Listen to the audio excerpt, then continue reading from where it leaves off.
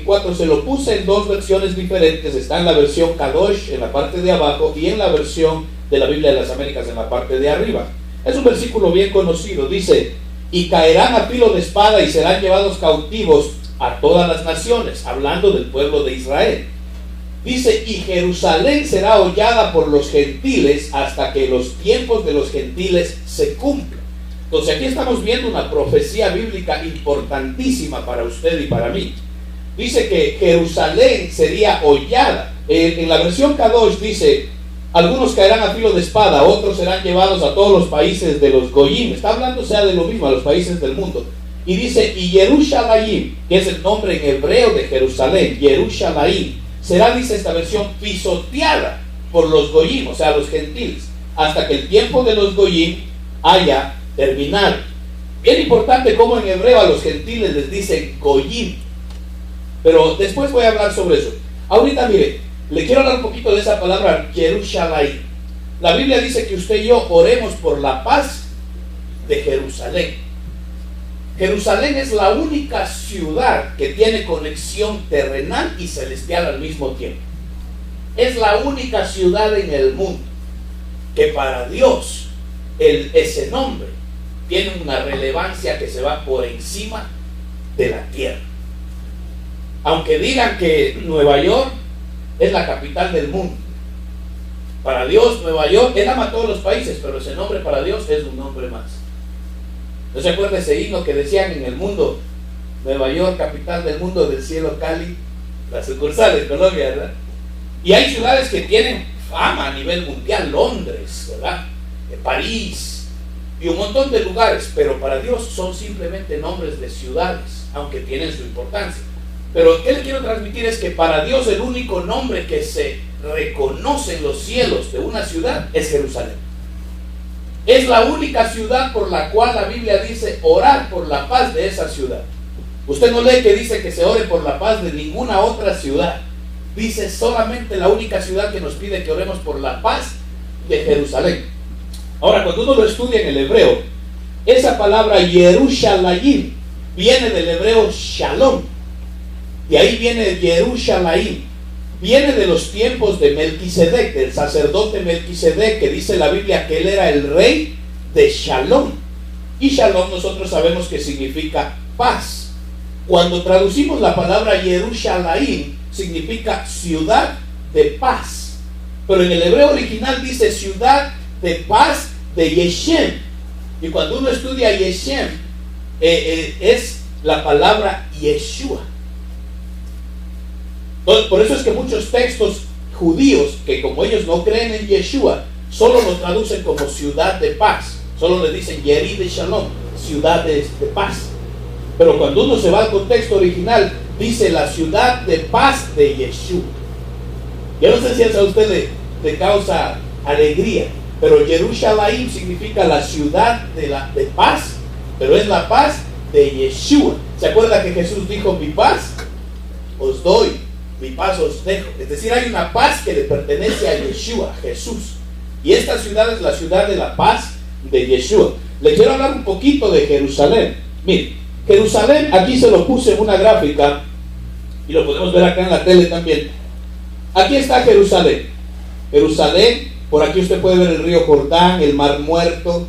Por acá está Nazaret, el mar de Galilea. Todo este es el área en donde nuestro Señor Jesús prácticamente mientras estuvo en vida, Él estuvo manejando todo este territorio. Ahora, cuando estudiamos en el libro de Génesis, cuando nos ponemos a ver un poquito del huerto del Edén, la Biblia nos da 4 ríos que nos demuestran o nos hablan de la ubicación del huerto del Edén.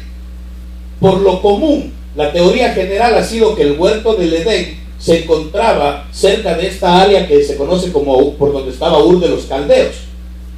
Pero con los últimos años, la ciencia, con la arqueología y la tecnología satélite que hay hoy en día, se han descubierto fósiles de ríos, o sea, canales que ahora están secas, en donde se encontraban los ríos que antes no se encontraban.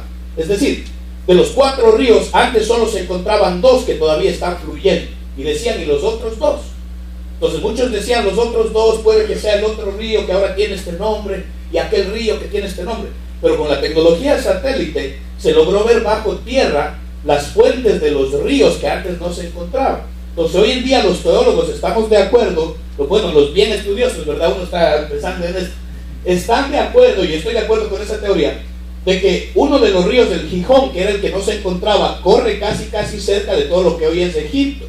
Y ahí en amarillo usted puede ver los 4 ríos en donde se cree hoy en día la teoría que por ahí estaba el huerto del Edén. ¿Por qué es importante esto, amados?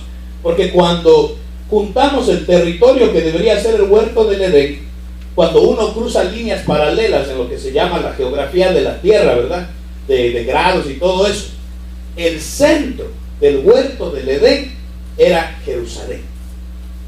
El centro mismo del huerto del Edén era Jerusalén.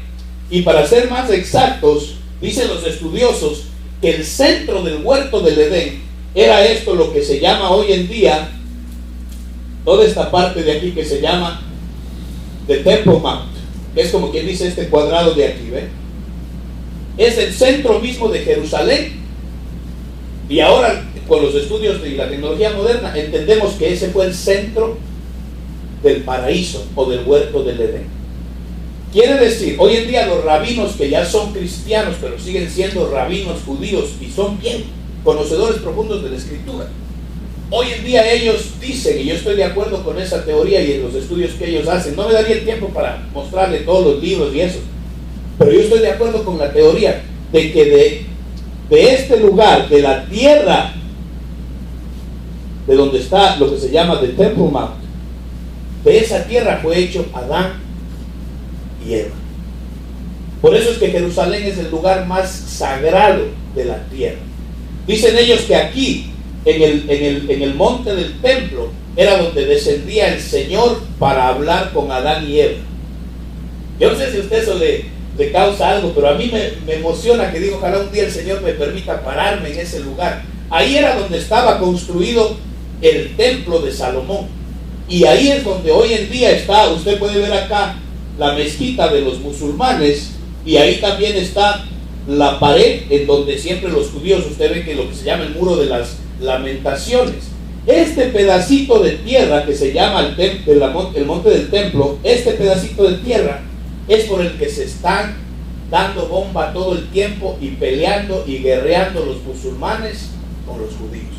Por ese pedacito se considera el lugar más sagrado de la tierra, se le considera el centro de la tierra, pero también tiene otra importancia, que es la única ciudad que tiene conexión cielo y tierra. Solamente en el cielo hay una ciudad que en Apocalipsis se le muestra como la nueva Jerusalén. Entonces hay una Jerusalén terrenal y hay una Jerusalén celestial. Literalmente hay una ciudad en la tierra y una ciudad en el cielo.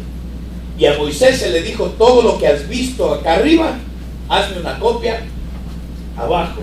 Es decir, que Moisés llegó a ver la Jerusalén celestial. Pastor, ¿y por qué es todo esto importante? Hoy en día, cuando estudiamos todas estas cosas, mis amados, mire, por aquí están muchos de los lugares que son importantes para los musulmanes. Ellos tienen 3 lugares hoy en día, 3 lugares importantes, claves para la religión musulmana, que están metidos justamente dentro del templo del monte, o lo que se llama el monte Moriah. Por ahí fue, en todo este lugar fue la muerte, crucifixión y resurrección de nuestro Señor Jesucristo. Ahí está la tumba de nuestro Señor, está en algún lado por ahí. Muchos dicen que la han descubierto y ahí es donde se han levantado capillas y todo eso, pero ciencia cierta nadie sabe realmente. Lo que sí sabemos es que, por ejemplo, cerca de ahí está lo que se llama el monte Gólgota. ¿Verdad que si el monte Gólgota queda un poquito fuera de la ciudad? Y usted vio que hace rato le puse ahí, a los gentiles les decían en hebreo los goyim. Entonces empieza con G-O, Go. El monte Gólgota en español se le conoce también como el monte de la calavera. En el hebreo lo conocían como el monte de la cabeza del gigante. ¿Por qué usted cree que le pusieron el monte Gólgota? ¿Qué gigante fue destruido por el primer bueno, no el primer rey de Israel, pero sí el primer rey al que le fue permitido llevar el arca a este lugar, al templo, a una tienda. Goliat, ¿verdad? Y fíjese cómo empieza. Goliat venía de una región que se llamaba Gol, por eso le decían Goliat. Y cuenta la tradición judía de que cuando David mató a Goliat, la Biblia dice que no mató solo a ese, ¿verdad? Dice que había 4 gigantes en la tierra. Era Goliat y sus hermanos, que eran los que atormentaban al pueblo de Israel. Y todo eso lo hemos visto cuando hablamos de los Nefilim y los gigantes y todo eso. Pero Goliat y sus valientes, dice que destruyeron a estos gigantes. Y dice que David y sus valientes destruyeron a estos gigantes. Y cuenta la tradición hebrea de que cuando David fue instituido como rey, él en Jerusalén, conquistaron Jerusalén porque no estaba en manos de los judíos. Y David instituyó lo que se llama la ciudad de David. Y dice que en el monte Gólgota él enterró la cabeza de Goliat. Y desde ahí se empezó a conocer como el monte Calavera o el monte de la cabeza del gigante. ¿Por qué es esto importante, amados?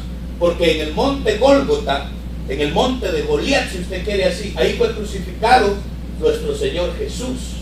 Hay teorías, no digo que sea cierto, no sé, tengo que estudiarlo más, pero hay teorías que dicen que justamente donde fue crucificado nuestro Señor Jesús, debajo de la tierra encontraron una canal donde hay, dice, evidencia de que por ahí chorrió sangre. Y dice, como le digo, son teorías, yo no digo que sean ciertas, pero hay teorías que dentro de esa canal, como a 10 pies de profundidad, encontraron el arca del pacto en el monte Gólgota. Y dicen que está conectado a un lugar donde encontraron evidencias que ahí se crucificó al Señor Jesús. Como digo, son teorías, no le digo que eso es lo correcto, pero lo que sí podemos decir es que la Biblia dice que Él pondría a sus enemigos por debajo de sus pies. Y cuando Él fue crucificado en ese monte, debajo de los pies de Él estaba la cabeza de Goliat, que representa los enemigos de Israel y representa también los enemigos suyos y míos. Él resucitó, y cuando resucitó, también debajo de sus pies, Él era el único que estaba de pie y los enemigos debajo de sus pies. Yo le puedo hablar un montón de estas cosas. Es lindo hablar de todo lo que es el monte Gólgota, el monte de los olivos que está por allá. Todo eso es hermoso estudiarlo, pero hoy me quiero concentrar un poquito en Jerusalén. Fíjese lo que dice la Escritura, amados. Y aquí le ruego póngame atención porque es un tema bien profundo. Dice bien, Gálatas 4:26. Pero la Jerusalén de arriba, ahí Pablo está hablando de la Jerusalén de arriba celestial. Dice, la Jerusalén de arriba es libre, esta es nuestra madre. Pablo le está hablando al pueblo de los Gálatas, que es un pueblo gentil, no son judíos. Y fíjese lo que dice Pablo, le está hablando a todos los cristianos, a usted y a mí. Dice que la Jerusalén de arriba es nuestra madre. Fíjese lo que dice la Escritura. A Jeremías le fue dicho, antes de que te formase en el vientre, te conocí. Y antes de que nacieses, te santifiqué y te di por profeta a las naciones. Esto me da pauta a mí para hablarle a usted, amados, de que todos los que hemos sido lavados con la sangre de Jesús, venimos con un destino para cumplir aquí en la tierra. Y fíjese lo que dice aquí. Antes de que fueses formado. ¿En qué momento es el bebé formado en el vientre de la madre? En el momento donde hay una relación íntima, ¿verdad que sí? Entre mamá y papá. Cuando hay una relación íntima, el óvulo con la esperma se juntan. En ese momento es formado el ser humano. Pero aquí dice que antes de que fueses formado, te conocí. Quiere decir, amados, que usted y yo, que somos espíritus, nosotros fuimos formados antes de venir al vientre de su mamá. Usted y yo ya existíamos en el tiempo eterno de Dios. ¿Y dónde fuimos formados? Allá arriba, no acá en la tierra. Allá arriba fuimos formados en la Jerusalén, la ciudad de arriba. Por eso dice que es nuestra madre. Ahí fuimos formados. Usted ha visto que dice que el espíritu que muere vuelve a su creador. Eso lo hemos hablado también. Pero pastor, si un cristiano muere, ¿a dónde va el espíritu? ¿A dónde va el alma? Sabemos que el cuerpo se queda aquí. Un cristiano. Se muere el cristiano. ¿A dónde va el espíritu? ¿A dónde va el alma? Entonces dice que regresa a su creador. El espíritu suyo y mío, si usted y yo nos llegamos a morir ahorita, el cuerpo queda aquí, el espíritu vuelve a la ciudad celestial, a la Jerusalén. Ella es nuestra madre. Si alguien que no tiene a Jesús se muere, el cuerpo queda aquí. ¿Dónde va el alma? El alma va al infierno. El espíritu va a lo que se llama la Babilonia. Esa es otra ciudad que se menciona allá arriba. Pero a esa no le dicen ciudad ni piden que se ore por ella. Solamente dice que es la Babilonia, dice la guarida de demonios. Pero también dice y de todo ser inmundo. Entonces, están allá arriba esos dos lugares. El espíritu vuelve a su creador. Los que tienen a Cristo vuelven a esta ciudad que dice que es nuestra madre. Amados, de alguna manera, usted y yo vinimos acá. Cuando nos formamos en el cuerpo de mamá y papá, se nos dio un alma y un cuerpo. Pero el espíritu ya vino hecho. Y yo quiero que usted me entienda que cuando nos formaron en el vientre de mamá, ya usted venía con un destino marcado. Porque dice, mire, a Jeremías le dijeron, antes de que te pusieran en el vientre de tu mamá, ya yo te santifiqué y te di por profeta. Usted y yo tenemos que preguntarle a Dios, Señor, yo no sé usted, pero yo no quiero perder mi tiempo en esta tierra. ¿Para qué me pusiste aquí? ¿Cuál es mi misión? ¿Qué tengo que hacer? Porque créame que Dios no nos puso aquí para que nos entretengamos. Y perdóneme, pero yo le quiero hablar así directo hoy. A Dios le interesa que su familia esté bien, claro que sí. Pero más le interesa que usted tenga vida eterna. O sea, de nada sirve que yo tenga una familia hermosa y están toditos perdidos. A Dios le interesa que usted prospere en la economía, claro que sí. Pero más le interesa su vida eterna. Porque de nada sirve que yo tenga billete en el bolsillo y mi alma se pierda para siempre. A Dios le interesa que usted sea religioso de alguna manera. Es preferible que practique las cosas religiosas a que practique lo del mundo. Pero de nada sirve que usted y yo seamos religiosos si nuestra alma se pierde en el infierno. Si algo le quiero transmitir, iglesia, es que a Dios le interesa que usted vuelva a su Madre Celestial. Vinimos aquí en la tierra, somos peregrinos, cumplimos una misión y de alguna manera tenemos que volver al Padre y a la Madre. Yo le ruego que me entienda, no estoy diciendo que allá hay papá y mamá, sino dice que la Jerusalén de arriba es nuestra Madre. Es decir, que fue el lugar donde los espíritus son creados. Ahí nos ponen nombre, nos dan destino. Cuando volvamos para allá, se nos va a revelar nuestro verdadero nombre. Por eso dice que se nos va a dar un nombre que nadie sabe sino solo usted. ¿Cómo lo sabe? Porque ya vino con ese nombre. Ahorita usted y yo no nos acordamos lo que vimos en algún momento, pero usted y yo ya conocimos al Padre. Este es un misterio. ¿Pero por qué le hablo de la Jerusalén? Porque yo quiero que usted entienda, mis amados, los que hemos sido llamados por Cristo Jesús. Es como que en algún momento nos perdimos, nos extraviamos de la misión de Dios. Por eso dice, por cuanto todos pecaron y todos se han desviado, todos se han ido. ¿En qué momento nos desviamos? Entonces quiere decir que de alguna manera vinimos conociendo al Padre, nacimos aquí y aquí nos desviamos, porque nos vinimos a contaminar, si usted quiere, al entrar al vientre de nuestra madre. Entonces de alguna manera todos nosotros tenemos que volver al Padre, y para eso vino Jesús, para hacer volver al Padre los que son del Padre. Bueno, ese sería otro tema, el de la predestinación, porque ahí se puede hablar mucho. Pero yo lo que me quiero concentrar es en el tema de la Jerusalén. Dice la Biblia en Hebreos 12:2, sino que los que hemos venido a Cristo Jesús, dice, os habéis acercado al monte de Sión, a la ciudad del Dios vivo, a Jerusalén, la celestial, a la compañía de muchos millares de ángeles. Entonces, cuando usted y yo aceptamos a Cristo, volvemos a la Jerusalén celestial. Nos acercamos de nuevo a la Jerusalén celestial. Esa ciudad es la única ciudad que es cielo y tierra. Cielo y tierra. Babilonia es un lugar allá arriba, pero no es una ciudad. Hágase de cuenta que es como una dimensión que existe donde van los espíritus que mueren sin Cristo.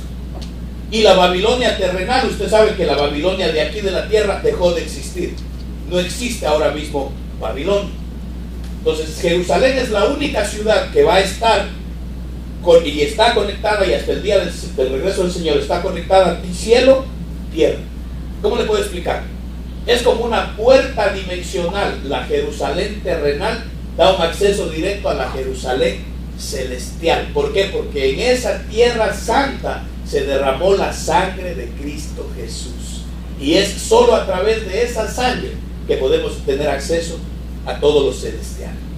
Entonces, por eso el Señor dice: pedid por la paz de Jerusalén. Jerusalén, la ciudad de paz. Esa ciudad tiene que estar en paz.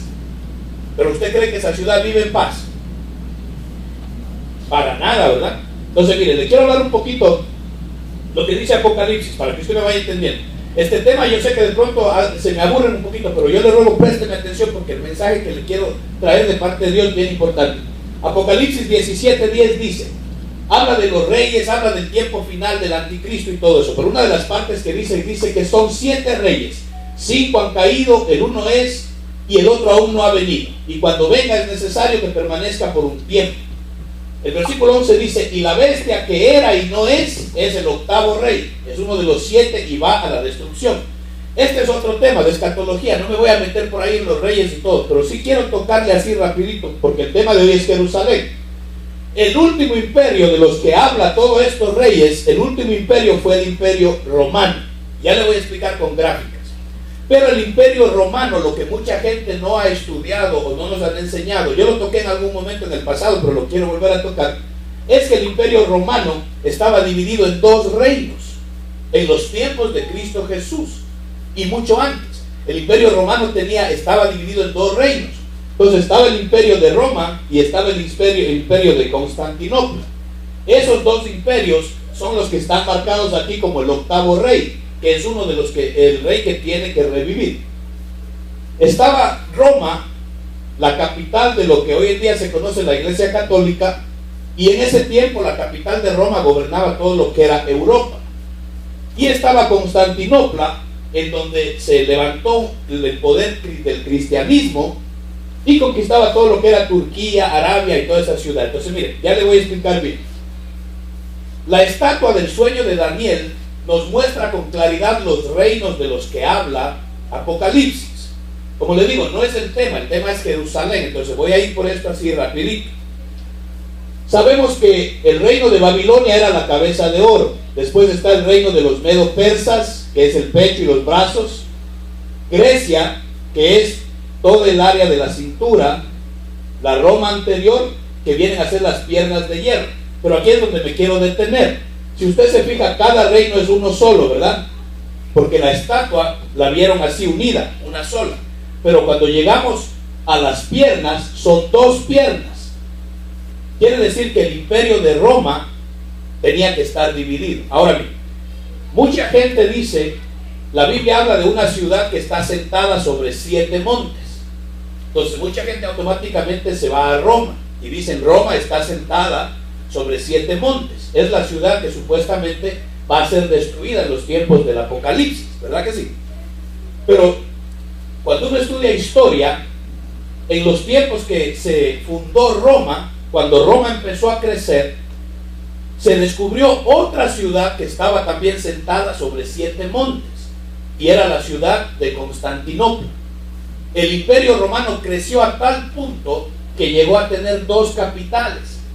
Roma era una capital y Constantinopla era otra capital. Ahí es donde salen las 2 piernas. Ahora, pastor, ¿por qué es esto importante? Porque mire, para los tiempos del fin, de esto es lo que le quiero hablar. Estamos viviendo los tiempos finales. Y los tiempos finales llegan hasta los mismos dedos, en donde, si usted se acuerda, dice que era una mezcla de barro con hierro. Lo que tenemos que ver bien importante es que en ningún momento estos 2 se vuelven a unir. En todo momento las piernas están separadas. En ningún momento se vuelven a unir esos 2 reinos. Entonces está Constantinopla y está Roma. Eran 2 capitales, aunque era el mismo imperio. ¿Por qué es esto importante? Porque hasta ahora en la escatología nos han enseñado que el imperio de Roma va a revivir. Pero esa es solamente una pierna. Tiene que revivir el imperio de Constantinopla también. Y de eso le quiero hablar un poquito. La escatología de los tiempos finales tenemos que ver si esto está sucediendo, y si eso ya está sucediendo, entonces quiere decir que el tiempo del fin está cerca. El imperio de Constantinopla era lo que se llamaba el imperio otomano. Aquí le puse una foto. Aquí está Constantinopla, ¿verdad? Y por acá en Italia está Roma, eran las dos capitales. El imperio otomano, fíjense, conquistaba mucho de aquel tiempo. El que está de un color, se puede decir que estaba bajo el imperio de la capital Roma. El otro estaba bajo el control de los otomanos. Durante mucho tiempo, los otomanos tenían, amados, el control absoluto de Jerusalén. Durante mucho tiempo. Hubo un momento que el imperio de Roma ya no quiso tener dos capitales y empezaron a pelear entre ellos. Ahí es que se divide un solo imperio en dos piernas. Y empezaron a pelear. Todo eso uno lo puede ver en los libros históricos. Empezaron a pelear por el control de Jerusalén. Los dos imperios querían hacer de Jerusalén su capital. ¿Por qué le hablo de esto, amados? Porque Jerusalén es el centro del ataque de Satanás. Si el diablo logra destruir a Jerusalén, se cierra el portal que une cielo con tierra. No sé si me capta esa parte. Desde el imperio, cuando Jesucristo nació, ¿qué imperio estaba gobernando? Roma, ¿verdad? Desde que Jesucristo nació, en esos tiempos, cuando uno estudia la historia, ya Roma tenía problemas con el imperio otomano. Y los dos querían hacer de Jerusalén su capital. Entonces, mire, le hablo un poquito de historia.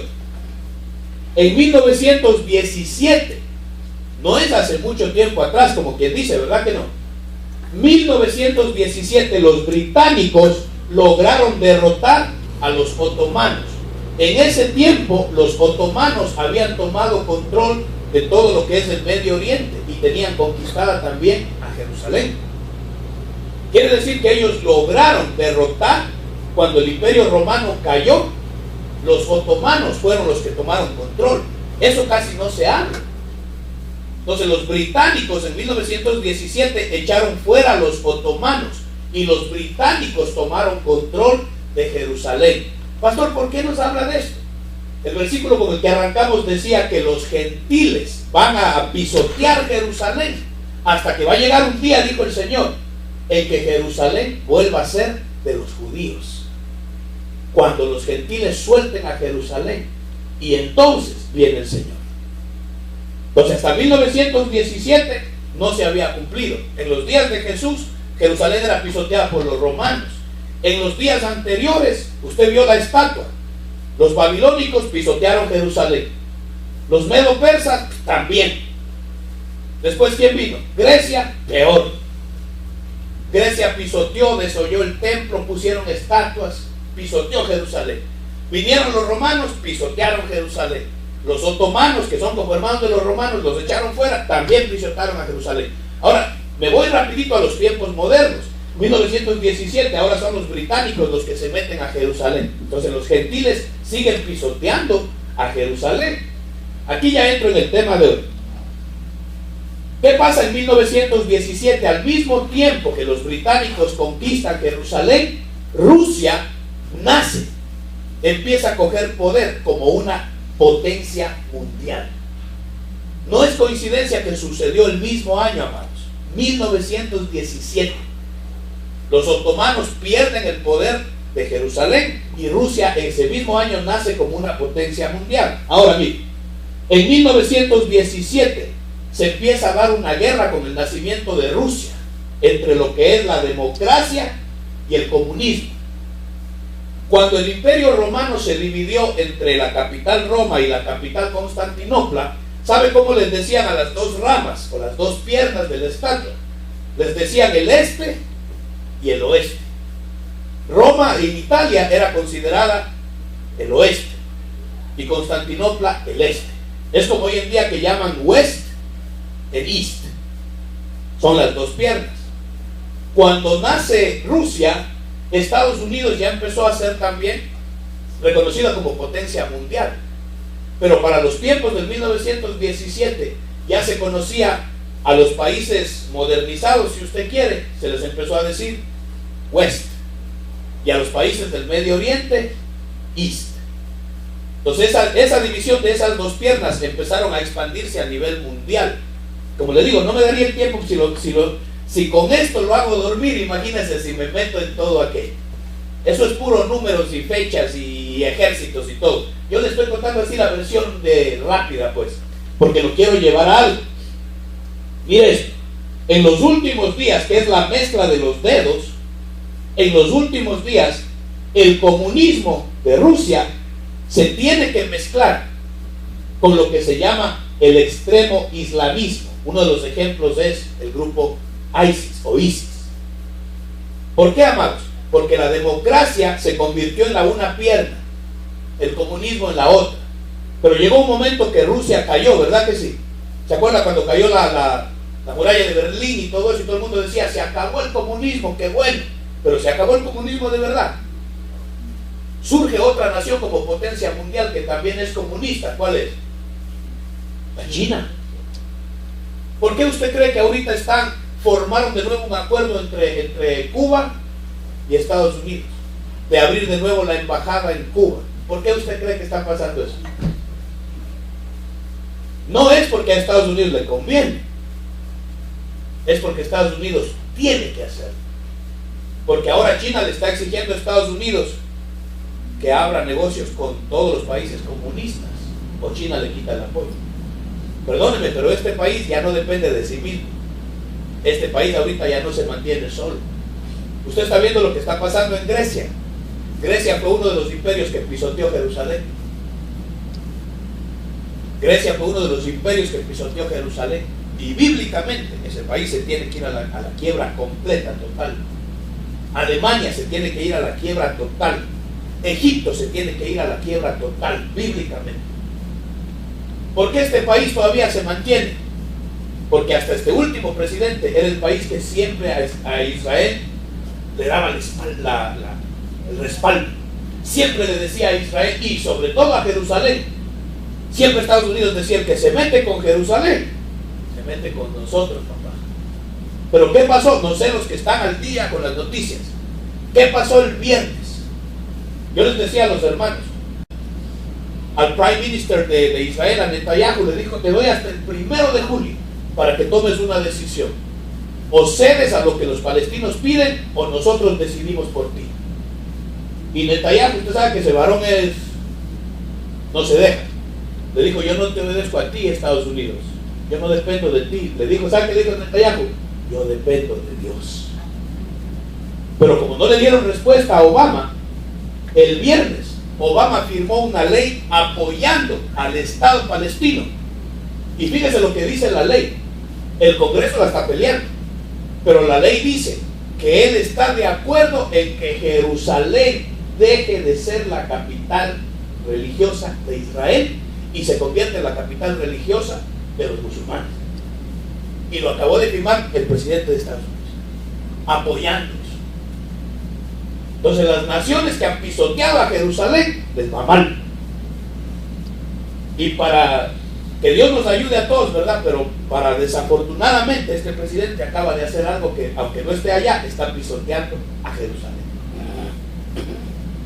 Entonces, aunque parece que el comunismo cayó, usted ve que ahora Rusia de nuevo está cogiendo forma. Pero ahora, ¿a quién está Rusia apoyando? Rusia ahora le está apoyando completamente a Irán. Y están en negociaciones con la China para formar, perdonen, una sola nación.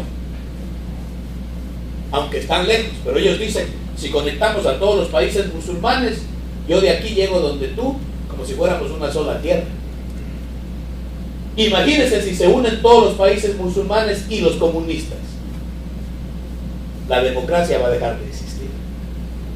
Las dos piernas son ahorita mismo la democracia y el comunismo mezclado con el islamismo extremo. Entonces, ahí yo les muestro, amados, que estamos llegando a los dedos de la estatua, que estamos viviendo los últimos días. Y claro, eso tiene otras aplicaciones que hemos hablado de los Nephilim, los gigantes y todo eso. También se va a manifestar ahí. Ni me meto por ahí. Pero hoy en día una de las naciones que más está jugando con los extraterrestres es Rusia. Ese sería, se lo dejo para otro día, ¿verdad? pero es una de las naciones que más está jugando con abrir portales dimensionales. Y usted sabe cuál es el otro poder que está jugando con eso fuertísimo: el Vaticano. ¿El Vaticano usted cree que es democrático o comunista? ¿Qué poder cree usted que se mueve ahí?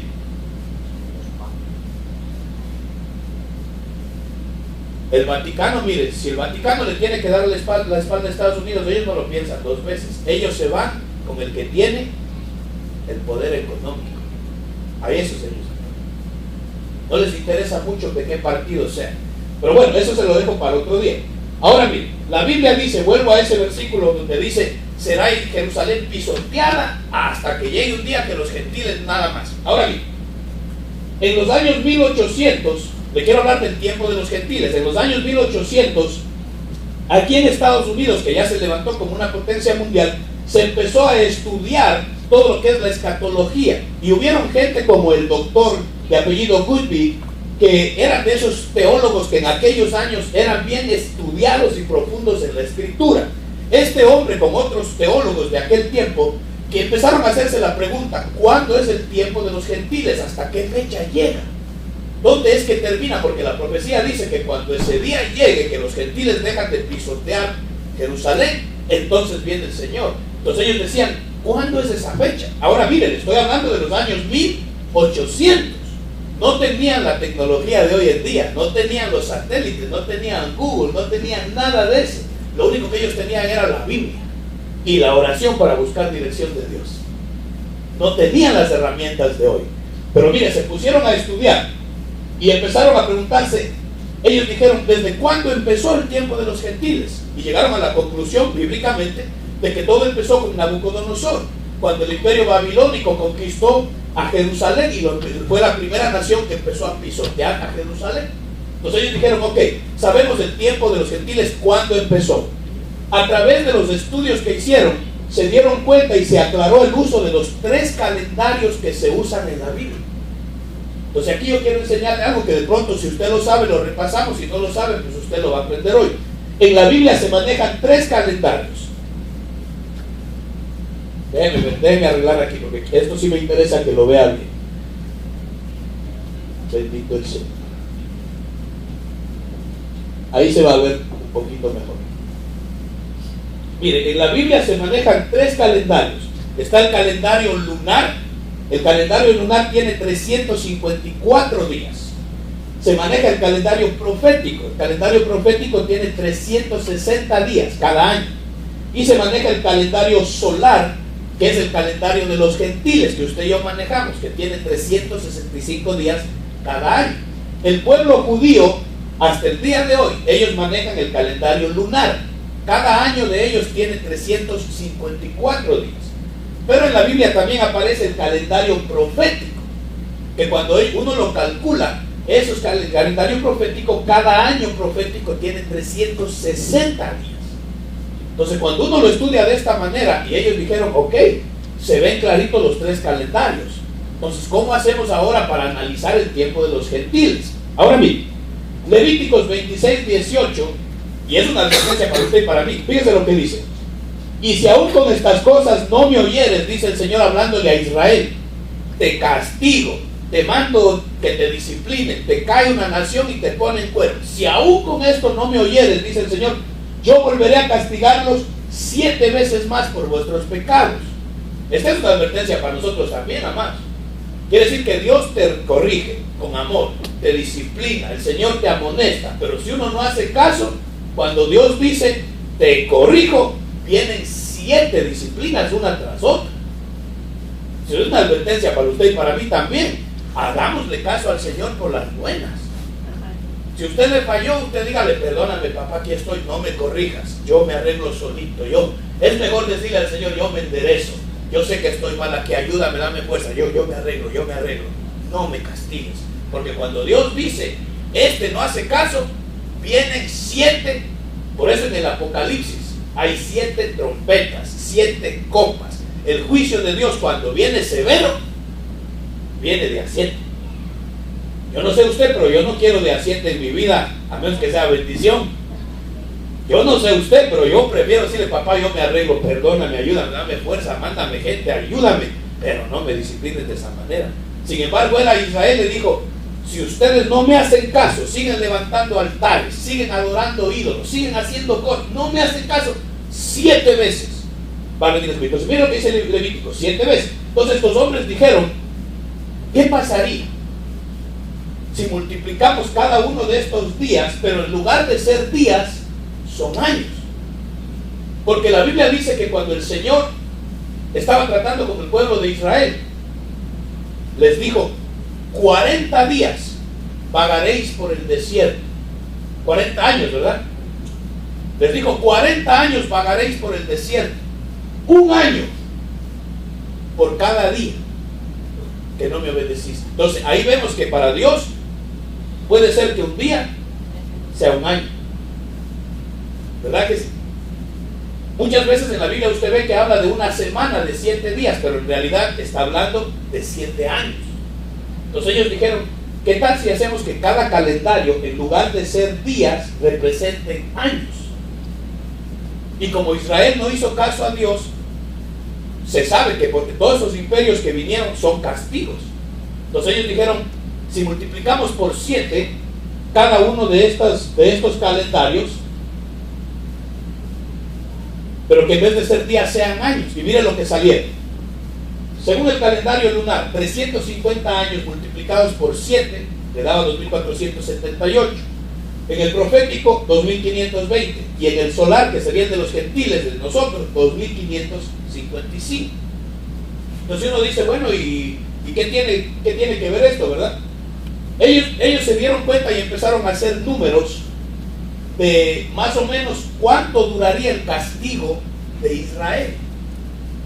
Pero ahora dijeron, ¿qué tal si a esos números le quitamos los años antes de que Babilonia invadiera Jerusalén? Yo sé que esto es medio complicadito, esto nos cogería mucho tiempo explicarlo con detalle. Yo le doy la versión, como digo, rápida por el tiempo. Históricamente se conoce que la invasión de Babilonia y todo eso son 587 años. 587 años.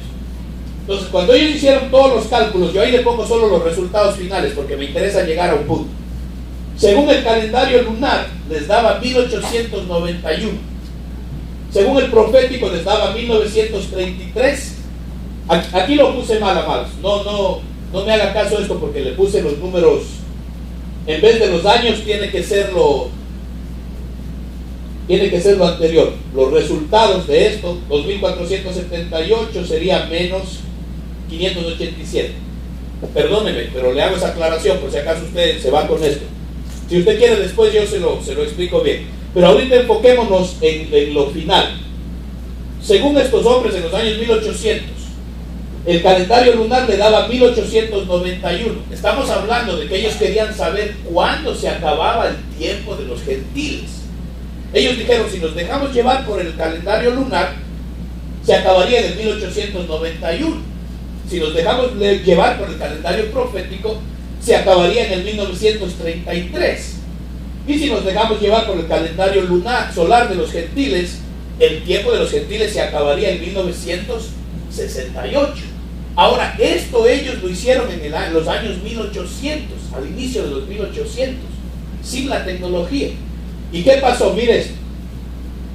Según ellos, 1968 sería el final del tiempo de los gentiles, según ellos, en los años 1800.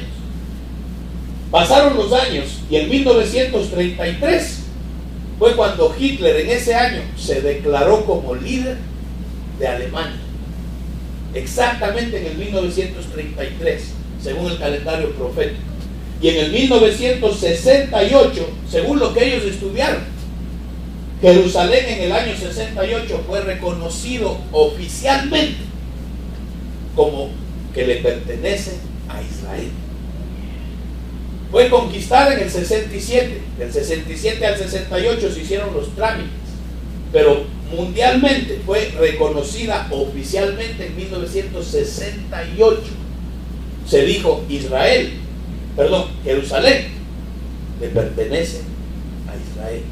En ese año desde ese año hasta acá, ningún gentil ha vuelto a pisotear Jerusalén. No sé si usted me capta el punto. Esta gente hizo estos estudios en los años 1800, sin la tecnología de hoy. Y ellos calcularon que en 1968 se debía acabar el tiempo de los gentiles. Y exactamente antes de la guerra de 1967, los árabes eran los dueños de Jerusalén y la pisoteaban porque ellos imponían su religión por encima de la religión hebrea. Pero en el 67 la conquistaron, en el 68, justo como estos hombres dijeron, se llegó el tiempo del fin de los gentiles. Ahora, ¿por qué es esto sumamente importante? El versículo con el que empezamos dice que Jerusalén será hollada por los gentiles hasta que los tiempos de los gentiles se cumplan. Entonces ese tiempo ya se cumplió en 1968. El versículo 25, el siguiente dice, entonces, yo le he enseñado que ese entonces quiere decir que se tiene que cumplir una cosa primero y entonces se tiene que cumplir lo otro. Entonces habrán señales en el sol, en la luna y las estrellas. Ya lo hemos hablado. Pero de 1968 acá, usted sabe que esta es la primera vez que hay 4 lunas de sangre que tuvieron un eclipse de sol en la mitad. Ahí viene el entonces. Se cumplió una cosa en el 68 y entonces ya están las señales en el sol y la luna. Perdóneme, yo lo quiero llevar a que usted tome su conclusión. Y dice, mire, y las gentes confundidas a causa del bramido del mar y de las olas. Y unos versículos más adelante viene el versículo 27, que dice, entonces, es decir, se cumple una cosa, entonces, lunas de sangre con eclipse solar al medio. Y cuando eso suceda, entonces, verán al Hijo del Hombre que vendrá en una nube. Cuando habla de nube, ¿de qué evento estamos hablando? El rapto de la iglesia, porque dice que lo verán en una nube. En el rapto de la iglesia dice que los que han muerto en Cristo resucitarán primero y los que estemos vivos, dice, seremos arrebatados y juntamente subiremos ¿a dónde? A las nubes, al encuentro con nuestro Señor. Es decir, que Él se queda allá arriba en las nubes esperándonos, nosotros subimos. Amada iglesia, yo no sé si usted me capta lo que le quiero decir, pero aquí dice, se cumple una cosa en 1968 y entonces señales en el sol y la luna de una manera que nunca se ha visto. Hasta este año 2014-2015 nunca se había visto lo que se está viendo. Y ya vamos para la 4ª luna de sangre. La gente dirá, pero pastor, la vida sigue igual, no ha pasado nada. A Dios no le interesa eso. Dios dice, ponga atención a las señales. Si tú ves que se están cumpliendo, mi palabra se está cumpliendo. Y es la primera vez en la historia del ser humano, 4 lunas de sangre justo en las fiestas judías, pero con un eclipse de sol al medio. Se cumple literalmente el entonces, señales en el sol, en la luna y las estrellas. Todo eso ya lo hemos estudiado. Pero esto se va a terminar de cumplir en unos meses, en el 2015. ¿Verdad que sí? En la fiesta de Sukkot. Y una vez que se cumpla eso, perdónenme, pero ahí viene otro entonces. Entonces viene el rapto de la iglesia. Ese entonces no sé de cuánto es. Fíjese cuánto pasó desde 1968 hasta el 2014-2015. Un entonces bastante largo, ¿verdad? Entonces no sabemos ese entonces. Puede ser 1 año, 2 años, 3 años, 5 años. No sabemos. Pero la mayoría de las profecías apuntan al 2017. Y eso también ya lo hemos estudiado. Pero yo le hablo hoy de Jerusalén. Qué importante es esa profecía de Jerusalén cumplida. Que el día que los gentiles dejen de pisotear a Jerusalén, dijo el Señor, entonces pongan atención a lo que viene. Y eso se cumplió literalmente en 1968. Jerusalén volvió a ser propiedad de Israel. Eso no había sucedido desde que Nabucodonosor invadió y conquistó. Babilonia tomó control. Desde ahí pasó el imperio babilónico, el imperio medio, el imperio persa, el imperio griego, el imperio romano, todos los imperios, el otomano, y mire, árabes han conquistado a Jerusalén. Pasaron siglos y esa profecía no se cumplía. Se vino a cumplir. ¿Cuántos han nacido aquí después de 1968?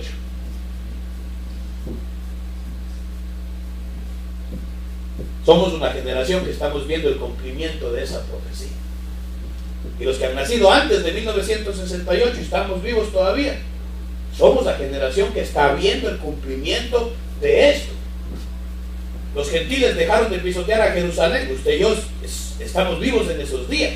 Señales en el sol y en la luna como nunca se han visto. Usted y yo estamos viviendo eso. Y creo yo que vamos a ser la generación que va a ver la venida del Hijo del Hombre en las nubes. Amados, usted y yo tenemos que estar preparados. ¿Y dónde está Estados Unidos en todo esto? Usted sabe que esta nación fue fundada por judíos. Creo que todos sabemos eso, ¿verdad? La Biblia muestra que cuando vino, se lo toco así rapidito, pero cuando vino, ¿cómo se llama este hermano que vino? Cristóbal Colón. Cuando él vino con la Pinta, la Niña y la otra, ¿verdad?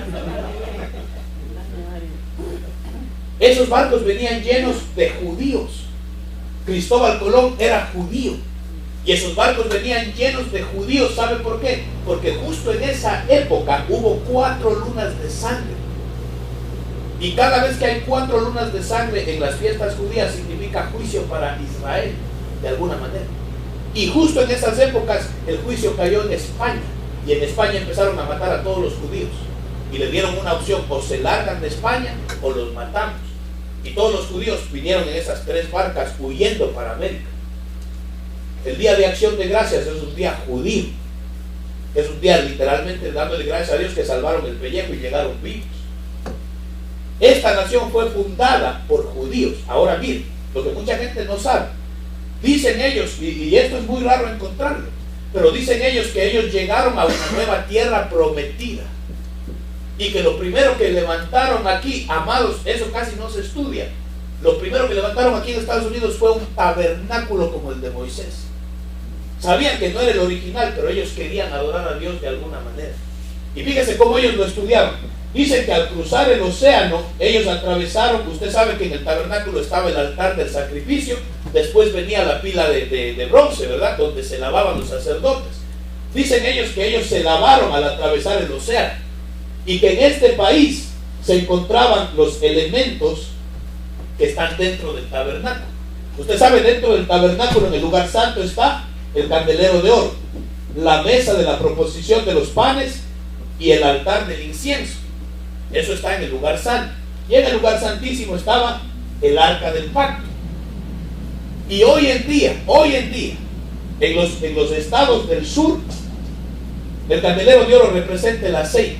En los estados del sur es donde más producción de aceite se da, que abastece a toda esta nación y exporta. En los estados del sur está el aceite. En los estados del norte, y esto usted lo puede así estudiar por estados, en los estados del sur, del norte, aquí en esta área, donde ellos marcaron la mesa de los panes, es donde más se da la producción de trigo, que abastece a toda esta nación. En estos lugares donde ellos, los primeros que llegaron aquí a Estados Unidos, donde ellos marcaron que estaba el altar del incienso de la adoración, es donde ahí hay minas de incienso. Parece una cosa de locos, pero ahí hay minas de incienso. Y ahí, en este lugar donde estaba el incienso, se han dado avivamientos que han impactado a toda esta nación. O sea, el incienso representa un nivel de adoración especial. En estos estados se han dado avivamientos que nacían de la pura oración. De la pura oración, una adoración especial, un perfume especial. Ahora, cuando uno saca una foto desde arriba, desde los satélites, se marca esta línea de aquí, que nadie se explica por qué hay ese rompimiento en el mapa de Estados Unidos. Y los hebreos, sin la tecnología de hoy, ellos decían, ahí hay una división que representa el velo entre el lugar santo y el lugar santísimo. Y donde ellos marcaron que iba a estar el arca del pacto, ahí está lo que se llama el Sirio Vengeance. Ahí es donde dicen que todos estos estados fueron fundados cuando vino la fiebre del oro. Y son los países, los estados donde hay más minas de oro que en todo el país. Pero esto hoy en día lo podemos verificar. Los judíos que llegaron aquí, inspirados por Dios en un mapa, marcaron el tabernáculo. Esta ciudad, este país fue fundado por el pueblo de Dios. Y la gran mayoría de los cristianos que vinieron, de los judíos que vinieron, eran cristianos, aunque eran judíos. eran cristianos seguidores de Jesús. Por eso es que se dice, esta nación fue fundada por principios judío-cristianos. Esto ustedes no sé cuántos lo han visto antes, pero esto no se enseña. En las escuelas deberían enseñarles esto, para que vean cuál es nuestra raíz. Pero ahora en los tiempos finales, después de que Jerusalén ya no es pisoteada, ¿dónde queda Estados Unidos? El imperio que estaba de pie en los tiempos de Jesús era Roma.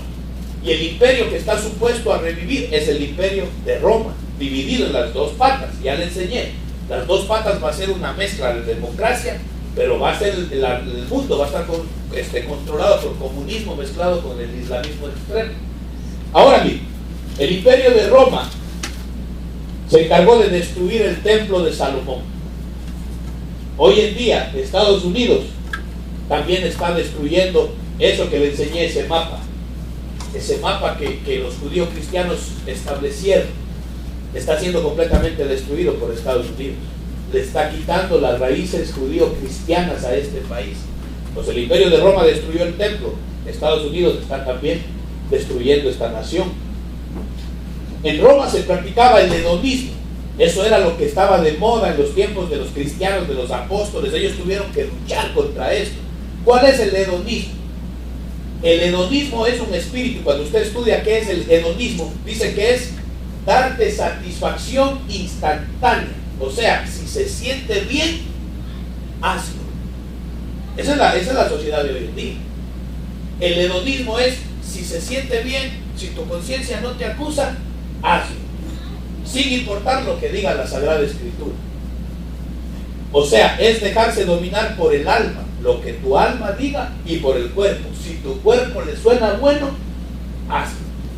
Es la mentalidad que se le mete a nuestros muchachos hoy en día, en este país sobre todo. Es un país donde todos quieren todo rápido.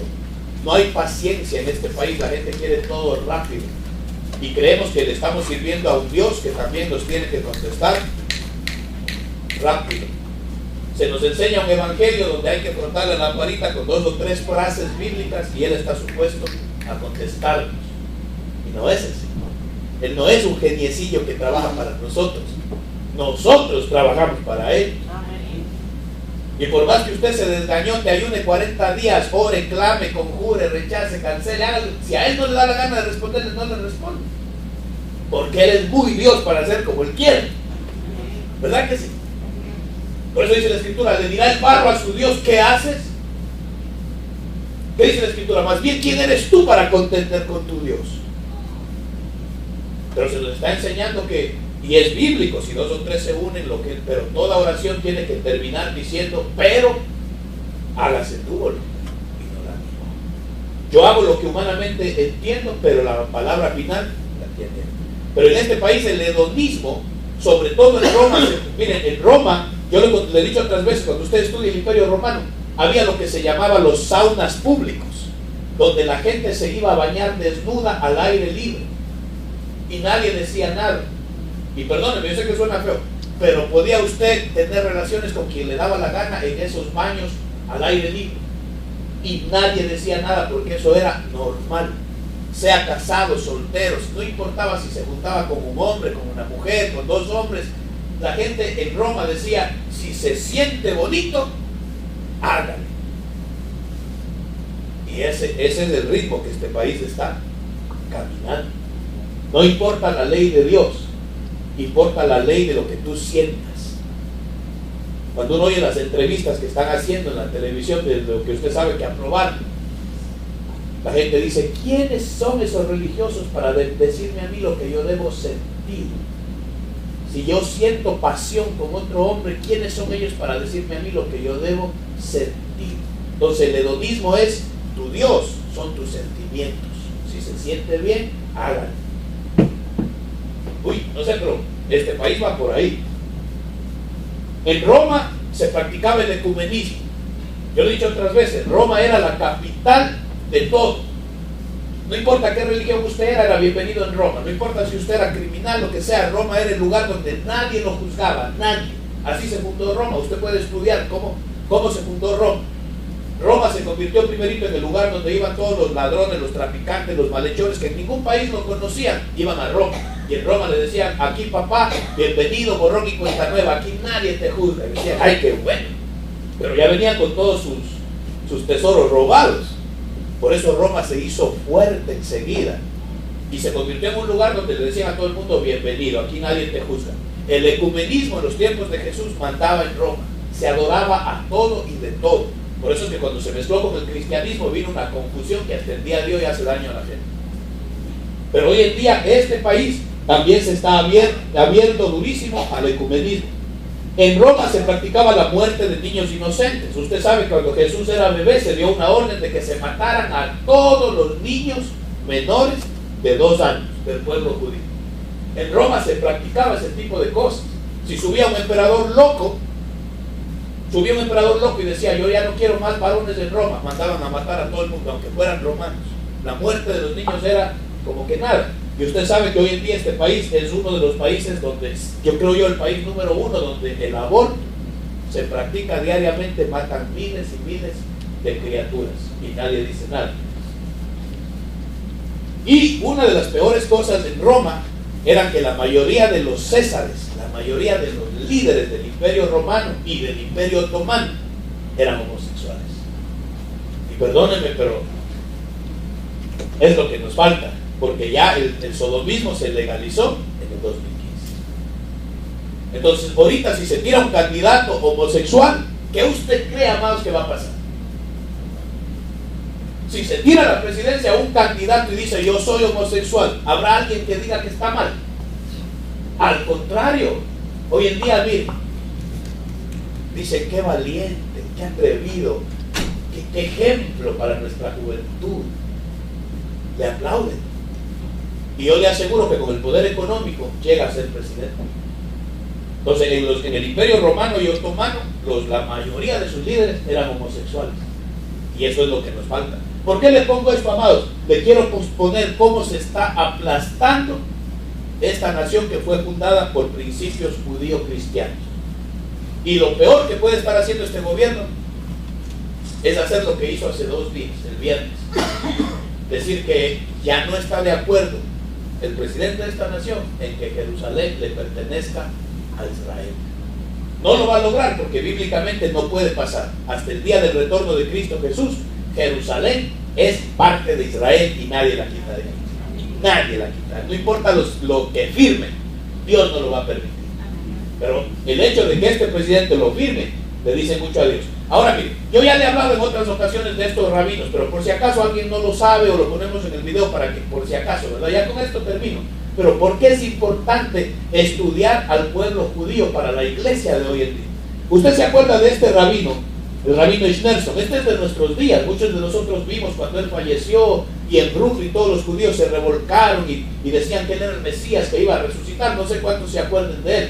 Este rabino jamás fue a Jerusalén, pero era uno de los más respetados en Israel, de los más reverenciados en todo el mundo, como una eminencia en la palabra de Dios. Yo lo he contado otras veces, pero se lo repito para que lo recordemos. Este rabino, antes de morir, le dijo a todos sus discípulos: les quiero mostrar a la que es hoy en día la tribu de Benjamín, de Efraín, la tribu de Efraín. Y él dijo esto: mire, cuando encuentren un grupo de gente que llene estas 5 cualidades, ese grupo es el grupo de Efraín. Y le dijeron: ¿y por qué es importante? Ahora, acuérdense, este era uno de nuestros últimos tiempos, el más respetado rabino que ha vivido. Lo que él decía era como ley en Israel. Entonces le preguntaron: ¿por qué es importante ese grupo de Efraín? ¿Sabe qué les dijo? Cuando encuentren un grupo de gente que llene estas 5 condiciones, pregúntenle a ese grupo quién es el Mesías, porque ellos lo conocen. Pues ellos pusieron atención porque ellos quieren saber quién es el Mesías. Y miren lo que dijo él: va a ser un grupo de gente multicolor. O sea, ellos se sorprendieron porque dijeron: ¿estás seguro que es lo que está diciendo? Sí. Van a ser negros, blancos, amarillos, de toda raza, la tribu de Efraín. ¿Qué más? Van a ser, dice, gente que profetizan e interpretan sueños. Van a ser gente que les gusta imponer las manos. Van a ser gente que habla en otras lenguas. Y van a ser gente que aman a Israel y a su palabra. ¿Qué grupo conoce usted que llene estas 5 cualidades? La iglesia de Cristo Jesús. Que la Biblia dice que hablaremos nuevas lenguas, que sobre los enfermos pondrán las manos y se sanarán. Y los que amamos de verdad a nuestro Dios, amamos a Israel y amamos su palabra. Somos gente de todo color, de toda raza, de toda nación. ¿Verdad que sí? Y usted sabe que a los cristianos les encanta interpretar sueños. Y Pablo dice, por sobre todos los dones, buscar el profetizar.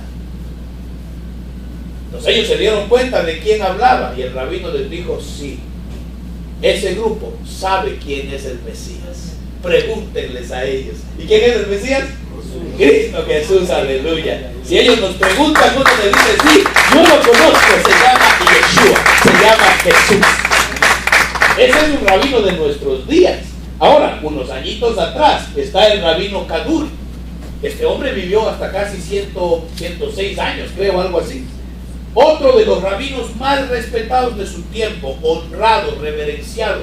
Este rabino era un profeta de Dios en el pueblo de Israel. Él profetizó un montón de cosas que pasaban los años y ¡pum! Se cumplían. Pasaban los años y un profeta de Dios probado ante el pueblo de Israel. No era cristiano, judío, pero era respetado por Israel y por todo el mundo judío. Lo que este hombre decía se cumplía. Cuando ya estaba en su lecho de muerte, estaban sus discípulos, sus más cercanos, y estaba incluso, dice, uno de sus hijos. Y él dice que escribió un papel.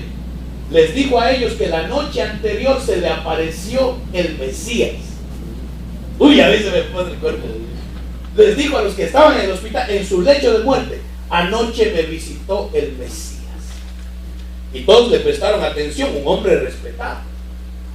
Y él escribió en un papel y lo selló y se lo dio a su hijo. Y le dijo, este papel lo abre después de un año, que se cumpla un año de mi muerte. Abran este papel. En ese papel he escrito el nombre del Mesías conforme a lo que él me dijo anoche. Este hombre no es judío, no es cristiano, es un rabino judío. Y pasó un año de su muerte y abrieron el papelito. Esa es una copia del papel, usted lo puede encontrar en internet. Los judíos lo rechazan completamente, hasta el hijo de él lo rechaza. Pero los otros judíos que ya se han convertido al Mesías, que estuvieron con él ahí, le dijeron, tú sabes que tú estabas ahí, tu papá escribió esto con sus propias manos y nos lo dio. ¿Y sabe qué escribió el rabino? El nombre del Mesías. Dice, mire, lo escribió en hebreo, pero traducido dice, the name of the Messiah, el nombre del Mesías es Yehoshua, que en nuestro idioma es Yeshua, Jesús. Este rabino le dijo al pueblo judío, el nombre del Mesías que nosotros esperamos es Jesús. Oiga, y el pueblo judío explotó y rechazaron y dicen que cómo va a ser, que a lo mejor alguien lo convenció y se hizo cristiano en su vejez, que lo engañaron. Pero Dios está hablando aún a través de su propio pueblo quién es el Mesías. Por eso le puse Jerusalén profecía cumplida, porque dentro del mismo pueblo judío Dios está llamando a la iglesia de Cristo Jesús, diciéndole que Él viene pronto. Amén. Y mire, hay otro más, el rabino Vilma Gaón. Este ya es años atrás, en los años 1700. Este rabino profetizó que la sinagoga de Urba, esta todavía existe, era una de las, y esta está en Jerusalén, una de las sinagogas más respetadas por el pueblo judío, pero por los siglos y siglos. Hasta el día de hoy es una de las más reverenciadas. Y este rabino profetizó que esta sinagoga sería destruida 2 veces y que a la tercera vez que la reconstruyan, cuando empiecen a reconstruir esta sinagoga, dijo él, justo en esa época va a empezar la construcción del tercer templo. Y esto marca los días del retorno del Mesías. Y mire, literalmente, usted lo puede buscar en internet, si usted quiere apúntelo, la sinagoga de Urba en Jerusalén. Esta sinagoga literalmente fue destruida 2 veces y pasaron muchos años hasta que 1968 Jerusalén volvió a ser parte de Israel. Dejaron de pisotear a Jerusalén. Y cuando Israel tomó control, una de las primeras cosas que dijeron, ¿saben qué fue? Vamos a reconstruir la sinagoga de Urma. Era la tercera levantada de esta sinagoga. Y el rabino profetizó que cuando la levanten por tercera vez, marcaba el inicio de la construcción del tercer templo. ¿Cuándo sucedió esto, amados? Miren, empezó en 1968. Todos los proyectos, empezaron a hacer los planos, les costó años volverla a poner como ellos querían. Pero en 1910, porque necesitaban, dice, mucho dinero. Acuérdense que Jerusalén quedó completamente destruida, aunque en el 68 volvió a ser parte de Israel, pero era un pedazo de tierra completamente destruido, pisoteado por siglos. Les costó años volver a reconstruir. Y ahí se cumplen muchas profecías de que Israel volvería a dar árboles, de que el Señor haría de esa tierra seca un jardín de flores, y todo eso se ha cumplido. Todo eso les puedo hablar de todas esas profecías también. Pero en en el 2010, marzo 15 del 2010, se volvió a abrir las puertas de la sinagoga de Urma. Se volvió a abrir al público, nuevecita, reconstruida por tercera vez. En marzo 15 del 2010. En marzo 16, un día después, empezó la construcción del tercer templo por la sociedad que se llama The Third Temple Assembly of Rabbinics, qué sé yo. Usted lo puede buscar en el internet. Tercer templo en Sion. Esos son los que hace unas semanas atrás, ¿se acuerdan que les conté? Que ya terminaron el altar tal y como lo manda la Biblia. Ellos tienen todo listo. Tienen el candelero, ellos ya tienen hasta pueblo levítico entrenado para el sacerdocio. No es que los van a entrenar, ya están entrenados. Y a medida que pasan los años, cada levita que va cumpliendo los 30 lo meten a esa escuela. Ellos tienen el sacerdocio ya listo, tienen la ropa, tienen el candelero, tienen el altar, tienen todo listo, amados. No es que lo van a preparar, lo tienen listo. Porque ellos dicen que tan pronto se levante el tercer templo, ellos lo que tienen que hacer es, usted ha visto cómo hace, por ejemplo, este edificio. Este edificio vino en partes y lo juntan, bla, bla, bla, bla, bla, y formaron el edificio. Así está el tercer templo ya. Solamente lo tienen que juntar y quedó listo. ¿Por qué es esto importante? Se cumplió la profecía, hermanos. Cuando se levante por tercera vez la sinagoga de Urma, enseguida empieza la construcción del tercer templo. Y este rabino dijo, y eso marca los días del retorno del Mesías. Le he mostrado 3 rabinos que hablan del retorno del Mesías. Y le he hablado de la profecía que dice, cuando dejen de pisotear a Jerusalén, entonces señales en los cielos, la luna y el sol. La última señal va a ser ahorita, en el mes de septiembre, octubre, Sukkot, la 4ª luna de sangre. Y perdónenme, pero yo estoy seguro que ahí empieza el último entonces.